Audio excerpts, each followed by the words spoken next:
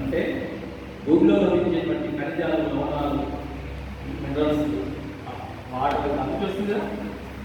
తర్వాత మన పంటలు కూడా అంతే వచ్చేది. పంటలతో తీసుకున్నటువంటి ఆహారంతో తయారైనది ఇది నిలబడాలంటే కావాల్సిందే ఆహారం కావాల్సిందే. మరి జలం పంచభూతాల్లో రెండోది జలం కావాల్సిందే కదా. మరి వాయు కావాలన్నా ఆక్సిజన్ కాదు. అగ్ని ఉంటేనే మన లోపల తిన్నా జరుగుతుంది. ల్యాండింగ్ బల్బులు కావాలంటే కరెంట్ కావాలి, శక్తి కావాలి, ఫ్యాన్ కావాలంటే కావాలి, విద్యుత్ కావాలి. అలాగే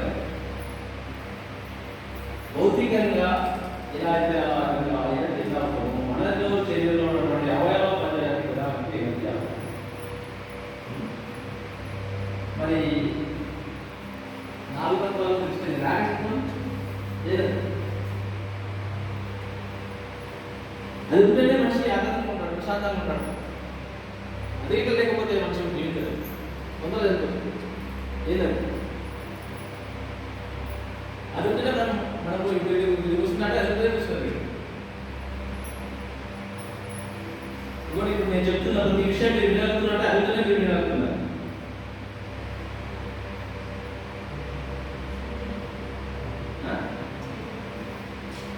శ్వాస, గాలి